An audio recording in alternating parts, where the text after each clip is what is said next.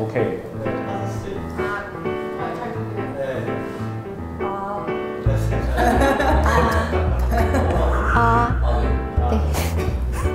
구독자 여러분들께 꼭 민음사 우리가 책임 만든 게 아니라 우리가 같은 독자 입장에서 읽으면서 각자 생각했던 올해 한국 문학의 두드러진 특징 얘기를 두루 해볼까요? 이제 진짜로 약간 여성서사가 좀 되게 활발하게 보이고 두드러졌던 것 같아요. 세대를 막론하고, 그러니까 여성 청소년 이야기, 30대 여성의 뭐 일과 사랑 뭐 이런 이야기, 혹은 여성 노인의 이야기, 이런 식으로 그 여성의 이야기들이 엄청 다양해지면서 많이 드러났던 것 같아서 저는 개인적으로 그런 이야기를 많이 만나고 싶었어가지고 되게 좋았어요. 올해는 국내 SF물이 되게 다양하게 그리고 조명도 많이 됐던 것 같아요.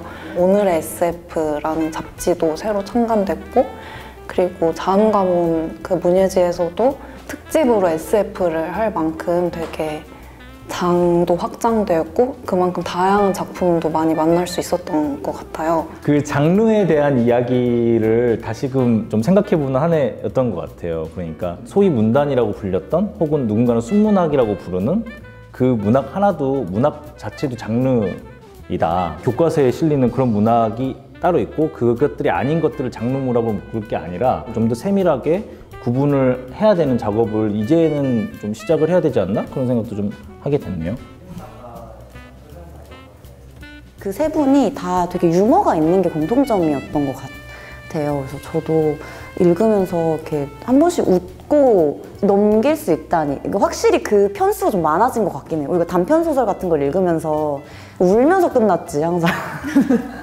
단편 소설 읽다가 울면서 덮었지, 웃으면서 덮었던 기억은 좀 됐지. 요새는 그래서 웃으면서 읽을 수 있는 소설들이 되게 많았던 것 같고. 다른 특징을 더 짚어보자면 되게 공감형 소설인 거죠. 그러니까 예전에는 극적으로 고통스러운 어떤 상황, 굉장히 가난한 어떤 인물, 그런 극적인 드라마를 계속 추구했다면 지금 이 작가들은 실제로 그런 인물임에도 불구하고 그 인물이 굉장히 일상을 유지를 해나가고 있는 특징이 있어요. 그래서 이 독자들은 소설을 읽을 때에도 어떤 특별한 경험, 내가 몰랐던 어떤 세계를 소설을 통해서 만나려고 하는 게 아니라 내가 살아왔던 세계가 소설에서 구현되는 양상 자체를 즐기는 것 같아요. 그걸 소설적으로 잘 표현한 작가들이 그 세대에서 나타나고 있어서 독서 인구가 젊어지고 계속 유지된다는 게 이제 반가운 일이죠. 하지만 지금 이야기 나오는 작가들은 언급도 많이 되고 언급된 만큼 독자들이 많이 찾아주시는데 많이 오르내리지 않는 작품들도 좀 찾아 읽어주신 독자들이 있으면 좋겠다. 그런 의미에서 오늘의 작가상도 자연스러워서. 네, 올해 오늘의 작가상은 첫 소설 단행본에 상을 드리는 것으로 부분 개편을 했어요. 오늘이라는 말에 좀 더 집중을 하다 보니까 오늘이 이제 소설가로 첫 발을 내디딘 젊은 작가들에게 격려를 하는 게 더 좋겠다라는 그런 판단이 들었던 거죠. 그래서 그 심사위원분들도 이게 개편 후 첫 수상이니까 그 오늘의 의미를 다시 한번 짚고 넘어가는 게 좋겠다고 말씀을 많이 나누셨어요. 시대와 시도로 요약해보자. 그 시대는 이 시대와 어떻게 잘 호흡하고 있는가, 그리고 시도는 첫 소설을 낸 작가로서 어떤 시도를 보였고 또 그 시도가 어떻게 기대를 모으고 있나. 세영 씨, 그래서 최종 본심 진출작 5편이 뭐였죠? 줄리아나 도쿄? 우리가 빛의 속도로 갈 수 없다면, 이를테면 에필로그의 방식으로 돌이킬 수 있는. 가만한 나날이에요. 죄송해요. 두 작품이 선정이 됐어요. 김채엽 작가의 우리가 빛의 속도로 갈 수 없다면, 한정현 작가의 줄리아나 도쿄. 박수 한번 칠까요? 한정현 작가의 줄리아나 도쿄 같은 작품은 데이트 폭력의 피해자인 한주라는 여자 주인공이 폭력의 후유증으로 인해서 모국어를 잃게 돼요.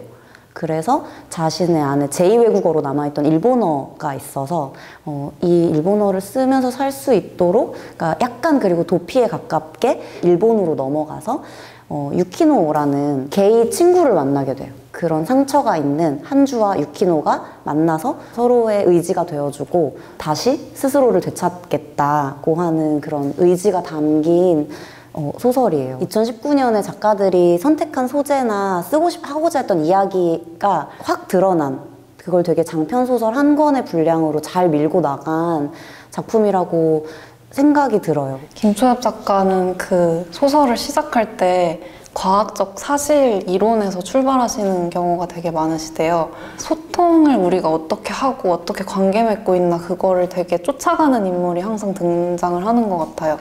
그 관내분실이라는 작품에서는 기억이 저장되는 도서관에 엄마의 기억이 죽고 없는 엄마의 기억이 분실돼서 엄마의 기억을 재구성하는 그런 이야기이고, 스펙트럼 같은 단편은 외계 행성에 갔다가 낙오된 인물이 외계 존재는 되게 이미지로 서로 소통을 하는데 그 방식을 습득하고 지구로 돌아와서 계속 그들의 소통 방식을 연구하는 사람이 나오고, 이런 식으로 소통 방식을 연구하는 사람들이 많이 나오다 보니까 하나의 되게 완성된 작품집으로 잘 읽혔던 것 같아요. 그 두 작품이 문체도 다르고 주제도 다르고 뭐 시대, 뭐 배경 다 달라요. 같은 게 하나도 없는데 그럼에도 불구하고 공통적으로 짚을 수 있는 것은 그 소수자에 대한 관심, 그리고 손을 내밀고 그 손을 맞잡는 관계의 가능성, 이런 것들을 두 작품 다 다루고 있어요. 그래서 2019년 그리고 2020년 지금 한국 사회에서 꼭 필요한 이야기이다. 네, 그런 공통점이 있는 것 같습니다.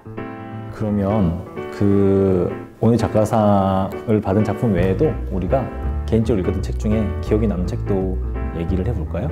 저는 김혜진 작가 9번의 일을 재밌게 읽었는데, 김혜진 작가가 그 감정을 되게 섬세하게 잘 그리신다고 생각을 하는데, 회사 안에서 일어나는 일과 같이 결합되어 있으니까 되게 잘 읽었고, 그리고 결말이 되게 환상적이잖아요. 결말이 정말 좋았는데 다들 읽어보시면 좋겠습니다. 네. 저는 그 안전가옥이라는 출판사에서 나온 뉴 서울파크 젤리장수 대학살이라는 장편소설을 되게 재밌게 읽었어요. 놀이공원을 배경으로 벌어지는 좀 판타지적인 요소가 들어간 소설인데, 젤리장수가 나타나서 거기에 놀이공원에 놀러온 저마다 아픔을 가진 사람들한테 젤리를 하나씩 줘요. 공간을 중심으로 이 인물의 이야기도 조명하고 저 인물의 이야기도 조명하고, 분량이 그렇게 길지 않은데도 엄청 풍성하게 읽은 기분이 드는 되게 좋은 소설이었습니다. 저 같은 경우에는 장류진 작가의 일의 깊은 그 작품을 꼽아야 될 것 같아요. 찰진 대사와 사람을 아이러니에 빠뜨리는 상황과 근데 상당히 깔끔하게 빠져나가는 전개 같은 게 굉장히 능숙하기도 하고 또 새롭기도 하고, 소설이 할 수 있는 아주 중요한 역할을 첫 작가의 소설집이 해냈다라고 생각을 합니다. 저는 올해는 최은미 작가의 작품들이 다 되게 좋았는데, 어제는 봄이라는 그 중편, 경장편 소설이 있는데, 어떤 공간이 있어요. 거기는 경진시라는 마을이 나오는데, 그 마을에서 약간 나고 자란 여성의 그러니까 되게 뿌리 깊은 욕망과 결핍 혹은 그 욕망이 늘 해소되는 건 아니잖아요, 사람이. 그래서 그게 해소가 되지 않고 잘 되지 않았을 때 그 약간 미칠 것 같은 그 마음들을 잘 쓰는 작가님이고, 그게 잘 표현이 된 작품이어서 그 핀 시리즈를 따라 읽는 와중에도 최은미 작가님의 그 작품이 단연 기억에 남았던 것 같아요. 그리고 이제 마지막인데요. 내년에 우리가 할 것도 조금씩 힌트를 한번 드려볼까요? 조남주 작가님의 신작 소설집이 기다리고 있습니다, 여러분. 조남주 작가님의 소설집 같은 경우에는 8인생 김지영 그리고 사맨션에서 얼핏 보여줬던 그 작가님의 섬세한 세계가 대폭발하는 작품들로 채워져 있습니다. 그것도 정말 기대하셔도 좋을 것 같습니다. 저는 내년 젊은 작가 시리즈가 또 많이 출간이 될 예정인데, 그중 하나로 김희선 작가님의 장편이 아마 들어올 예정이에요. 원고가 들어와야 되는데 김희선 작가한테 드리는 영상까지 네, 꼭 기대하고 있습니다. 저는 아주 여러분들 깜짝 놀랄 만한 책을 준비하고 있는데요.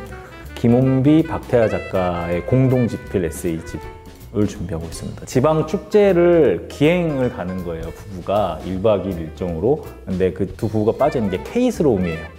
한국 특유의 무언가.